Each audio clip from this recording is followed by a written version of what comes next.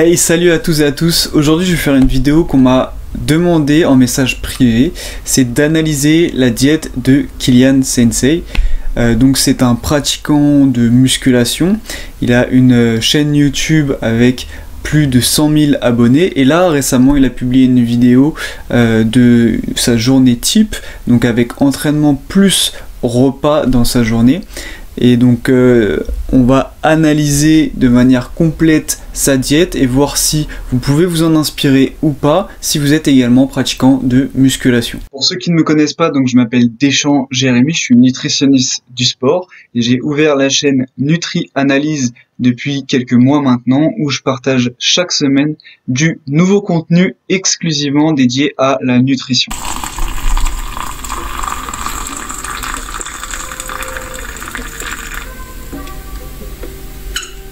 Wesh, la mif, j'ai envie de me réveiller les gars. Hier je vous ai filmé ma journée d'entraînement et ma journée de repas. Du coup, on va partager ça ensemble en fait, tout simplement. Et je viens de me réveiller les gars, je tape mon eau et puis c'est parti. Dès le matin, ça envoie minimum 1 litre d'eau. Dès le réveil, des gens qui me disent mec, je fais comment pour boire plus? Bois plus, ta race. Alors... Bon, alors dès le matin il dit qu'il s'envoie environ 1 litre d'eau. C'est plutôt une bonne idée je dirais, mais l'idée c'est de pas de les boire d'un coup, il faut essayer de les boire de manière régulière et que les apports soient tout simplement réguliers tout au long de la journée et pas que ce soit 1 litre d'un coup. Si vous avez du mal à boire, notamment le matin, c'est là le plus souvent le moment de la journée où on a le plus de mal à boire, vous pouvez tout simplement vous fixer un objectif en termes de volume. Par exemple, ce que je dis souvent à mes clients, c'est de boire une demi-bouteille d'eau qui va faire 50 centilitres dans la matinée. Et comme ça, ils ont leur objectif. Je dois boire la petite bouteille en entière avant midi. Et c'est de cette manière que vous allez pouvoir, entre guillemets, prendre les bonnes habitudes au niveau de l'hydratation. Vous savez qu'en général je prends pas de petit déj, mais en ce moment j'ai complètement changé mon rythme. En ce moment je me couche à 22h30, je suis en mode grand-père, et je me réveille vers 8h30, 9h. Donc avant l'entraînement, et j'ai envoyé flocons d'avoine avec du lait, banane, beurre de cacahuète, des graines de cacao et de la whey. Ça c'était le petit déj, normalement je voulais filmer. Ok, donc il a son premier repas et 2 heures après, il va tout de suite s'entraîner. Donc ce qu'on dit généralement, c'est que lorsqu'on a un gros repas, un repas classique entre guillemets, on va laisser 3 heures de digestion avant un entraînement pour ne pas avoir de troubles digestifs pendant notre entraînement. Parce que vous le savez peut-être, mais pendant votre entraînement, le flux sanguin va être redirigé vers les muscles et donc votre système digestif va tourner un peu au ralenti, d'autant plus qu'on aura des positions qui ne seront pas confortables pour la digestion. Et pour les collations, on dit de laisser environ 1h30 avant un entraînement. Donc là lui il nous dit qu'il a laissé 2 heures, donc c'est plutôt pas mal. Peut-être que ça lui pose pas de soucis étant donné que son repas n'est pas non plus conséquent et est assez digeste, donc c'est plutôt intéressant. On voit qu'il apporte beaucoup de glucides, donc avec les flocons d'avoine, la banane et le miel, ce qui va être vraiment super parce qu'il va pouvoir les utiliser pendant son entraînement. Ça va être sa source d'énergie principale étant donné qu'il s'entraîne à haute intensité sur des exercices de musculation. Et évidemment donc il va apporter aussi des protéines avec du coup son shaker de whey. Puisque tout simplement il a un entraînement en résistance et il va devoir atteindre un certain quota sur la journée, et en apporter aussi avant l'entraînement c'est pas une mauvaise idée puisque du coup il y aura des acides aminés en circulation dans le sang qui pourront être facilement utilisés par l'organisme. Et pendant le training, du coup, comme d'habitude, mes 40 grammes de dextrine cyclic carbs avec des EA ou des BCA, cette fois c'était des BCA. Alors pendant l'entraînement, il va prendre de la dextrine et des BCA. Alors la dextrine ça va être intéressant puisque du coup ça va être un apport en glucides qui vont déjà être rapides d'absorption, du coup ça va pouvoir être rapidement assimilé et réutilisé par l'organisme pendant l'entraînement. À savoir que si vous avez des entraînements qui durent 1 heure ou moins, il n'y a pas de nécessité. Si vous dépassez les 1 heure d'entraînement avec une intensité assez élevée, là vous pouvez effectivement apporter des glucides pendant votre entraînement, ça vous permettra d'être plus performant. Les BCA, ça n'a pas d'utilité pendant l'entraînement. Pourquoi ? Parce que l'oxydation des acides aminés de l'organisme va arriver après des heures, on parle en général de 5 heures d'entraînement en continu. Donc là, sur son entraînement de musculation, il n'ira jamais, entre guillemets, taper dans le musculaire, sachant en plus qu'il a apporté des protéines sur son petit déjeuner. Et en plus, donc les BCA, ça va contenir que 3 acides aminés, isoleucine, leucine et valine. Et pour que la synthèse de protéines et la récupération après entraînement se fasse de la manière la plus optimale possible, il vaudrait mieux apporter ce qu'on appelle un aminogramme complet, c'est-à-dire des protéines avec un profil complet en termes de gamme d'acides aminés. Ensuite, j'ai été à la salle et donc je vais vous mettre l'entraînement à l'écran. Bon, j'ai zappé du coup toute la partie entraînement puisque nous on va vraiment se concentrer sur sa diète. Et j'ai fait mon repas post-workout. Et mon repas post-workout, c'était 3 œufs brouillés dans du beurre, comme d'habitude.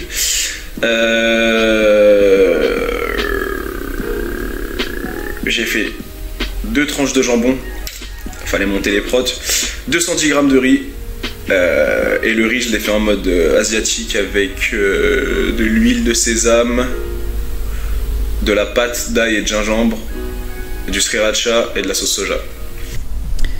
Alors déjà, première remarque, c'est que son repas va être quand même assez salé. Déjà, il y a du jambon, donc c'est un produit industriel, c'est clairement pas le top. Néanmoins, c'est quand même pratique de temps en temps. Je vous conseille vraiment pas d'en manger tous les jours. Et du coup, généralement dans tous les jambons, on va retrouver une quantité de sel assez importante. Et il nous a dit que son riz, il l'a préparé du coup avec de la sauce soja qui va également contenir des apports en sel importants. Donc après l'entraînement, il peut se permettre d'en avoir un peu, mais là je pense que la quantité de sel est vraiment assez élevée. Ensuite, du coup, donc il a fait des œufs brouillés avec du beurre, ok, très bien. Et on a du riz. Donc la quantité de protéines ici est assez importante, donc ça c'est vraiment super important. Après l'entraînement, c'est là où, entre guillemets, vous devez avoir le plus de protéines pour maximiser ce qu'on appelle la synthèse des protéines musculaires qui va vous permettre de mieux récupérer et de reconstruire, entre guillemets, de fournir le matériel pour reconstruire les tissus lésés pendant l'entraînement. Et également, du coup, l'apport en glucides avec le riz va être intéressant pour augmenter encore plus et améliorer encore plus cette synthèse de protéines musculaires. Donc l'association glucides et protéines après l'entraînement, c'est super important. Au niveau des graisses, je vous conseille de les limiter. Là, je crois qu'il a dit qu'il avait simplement mis un peu d'huile dans son riz et un peu de beurre pour cuire ses œufs. Donc c'est relativement bas et c'est très bien comme ça, puisque tout simplement les graisses vont entraîner une digestion longue, ce qu'on ne veut pas forcément après l'entraînement. Et en plus, ça va ralentir l'absorption des glucides. Et donc après, au niveau des compléments, donc il prend de la créatine. Étant donné que c'est un pratiquant de musculation, effectivement ce complément va être très intéressant, la littérature scientifique valide ses effets. Ensuite, de la glutamine et de la glycine. Bon, là c'est un peu plus tendancieux. La glycine est quand même un super complément. Maintenant, les effets ne sont pas incroyables et ne sont pas toujours validés à 100%. Donc c'est pas forcément obligatoire. Bon, ça passe super bien, donc voilà, ça c'était le post-workout.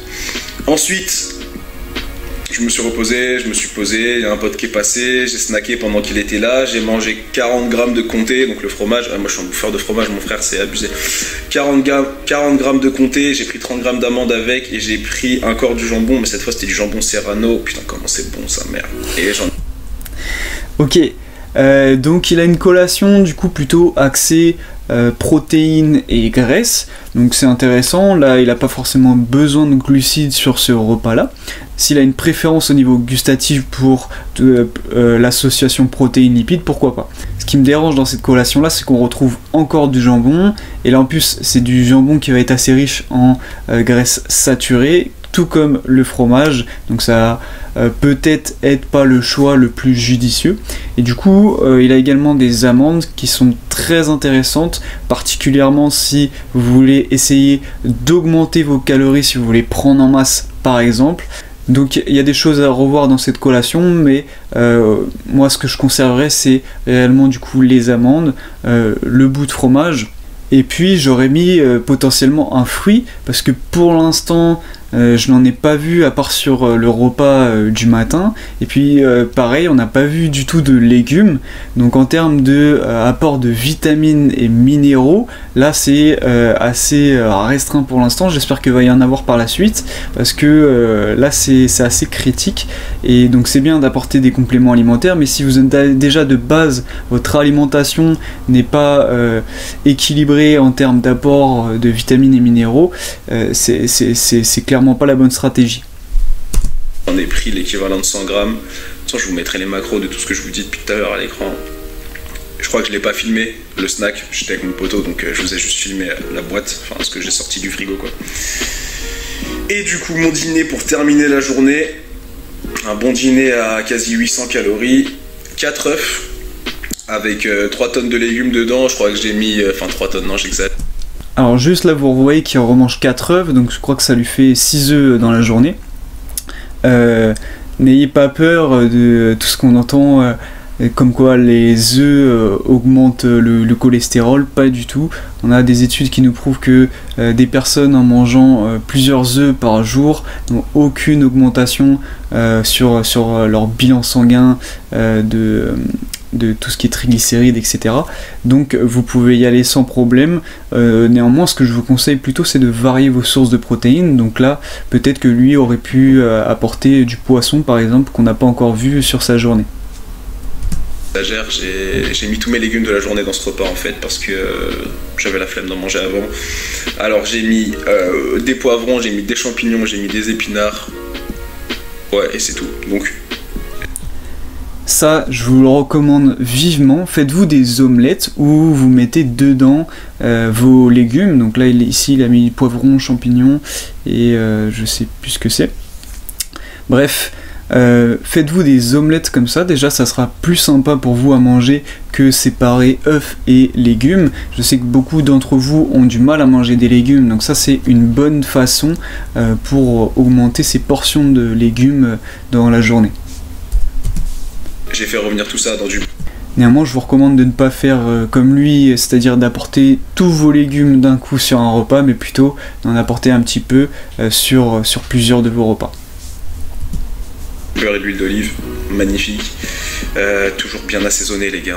Ceux qui savent pas faire à manger, etc. les gars, faut vous sortir les doigts du cul quand même à un moment, apprendre à cuisiner, etc. parce que sinon c'est chaud. Qu'est-ce que j'ai mangé avec ça? Avec ça, je me suis fait du coup cette putain d'omelette vachement stylée qui ressemblait plus à une frittata qu'à une omelette honnêtement. J'ai rajouté du fromage de chèvre dessus parce qu'il me restait des macros à taper. Fallait que je monte au moins à 2700 calories. Là, tout ce que je vous dis sur la journée, c'est monté justement pile à 2700 calories. Voilà, j'ai mangé ça tranquille. C'était extrêmement bon. C'était vraiment lourd. Quand tu fais à manger toi-même et que tu kiffes, c'est vraiment que c'est excellent. C'est vraiment que c'est de patate quoi. Parce qu'en général, t'es dur avec toi-même. Et du coup, j'ai rajouté avec ça des fruits. Je me suis fait 2 clémentines et 60 grammes de figues séchées à la toute fin du repas parce que j'avais encore la dalle. En théorie, j'étais pas censé les manger, mais enfin, je devais les garder pour plus tard. Mais j'avais la dalle et j'étais crevé. Donc j'ai préféré finir mes calories. Là, c'est dommage, encore une fois, il apporte tout simplement quasi tous ses légumes de la journée et tous ses fruits sur le même repas. Typiquement les clémentines ou les figues séchées, il aurait pu les manger en post-entraînement, ça aurait fait un apport de glucides en plus et surtout un apport en vitamines et minéraux qui aurait servi pour l'après-entraînement, parce que pendant l'entraînement du coup vous êtes déshydraté. Dans votre transpiration, vous avez éliminé certains vitamines et minéraux, et en réapporter après l'entraînement est très intéressant. Donc ça, c'est monté à 2700 calories, je me suis arrêté là. Ça fait donc un total de 176 grammes de protéines, 188 grammes de glucides et 138 grammes de lipides. Voilà, tout simplement. Donc les gars, écoutez... Donc je sais pas exactement combien il pèse, mais d'après ce que je vois, je pense qu'il tourne à peu près autour de 2 grammes de protéines par kilo de poids de corps, ce qui est pertinent étant donné que lui pratique un sport de résistance, donc la musculation.